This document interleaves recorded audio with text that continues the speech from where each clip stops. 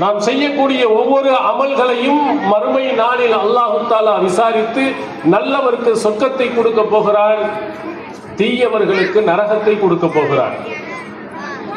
அல்லாஹு தஆலா திருமறை குர்ஆனில் பல இடங்களில் சொல்லுகிறார், உங்கள் மீது எடுத்துச் சொல்வது கடமை, அலைனல் ஹிசாப், நம்மீது விசாரிப்பது கடமை.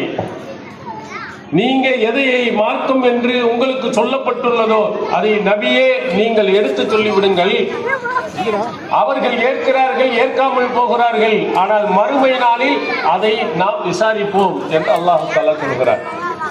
அதில் மறுமையினுடைய விசாரணையை பற்றி அல்லாஹ் தஆலா குறிப்பிடுகின்ற பொழுது ஒரு சிலர்களுக்கு மிக கடுமையான விசாரணையும் ஒரு சிலருக்கு லேசான விசாரணையும் இருக்கிறது.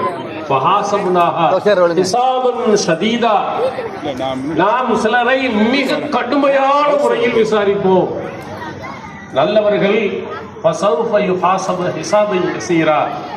நல்லவர்களை லேசான விசாரணையாக நாம் விசாரிப்போம். மறுமை நாளையில் எல்லாரையும் அல்லாஹ் தஆலா கொண்டு வந்து நிறுத்தி ஒவ்வொருவரும் செய்யக்கூடிய அமல்களை அல்லாஹ் தஆலா கணக்கிட்டு அதில் நல்லவர்களுக்கு சொர்க்கத்தையும் தீயவர்களுக்கு நரகத்தையும் கொடுக்க போகிறார். وَكَيْفَ إِذَا جِئْنَا مِنْ كُلِّ أُمَّةٍ بِشَهِيدٍ وَجِئْنَا بِكَ عَلَى هَؤُلَاءِ شَهِيدٍ. அல்லாஹ் நபிகளார் அவர்களை பார்த்து சொல்கிறான், ஒவ்வொரு உம்மத்தினருக்கும் ஒரு சாட்சியாளரை அங்கே மறுமையில் கொண்டு வந்து நிறுத்துவோம். நல்லது உனக்கு சொன்னார்களா? சரியான வழிகாட்டுதல் உனக்கு சொல்லப்பட்டதா?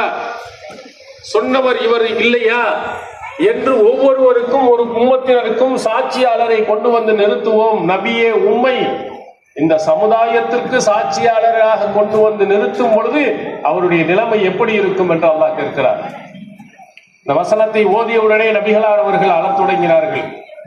நபிகளாரை வைத்து நபிகளாரின் போதனைகள் அனைத்தும் உங்களுக்கு தந்தும் உங்களிடத்தில் கிடைத்தும் அதை ஒழுங்காக பின்பற்றினீர்களா, சரியாக நடந்தீர்களா என்று அல்லாஹு தஆலா விசாரிக்க போகிறார். எல்லாரையும் அல்லாஹு தஆலா விசாரிக்க போகிறார்.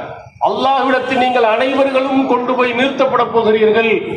அவன்தான் நல்லவன் யார், தீயவன் யார் என்பதை உங்களுக்கு அல்லாஹ் சொல்ல போகிறார்.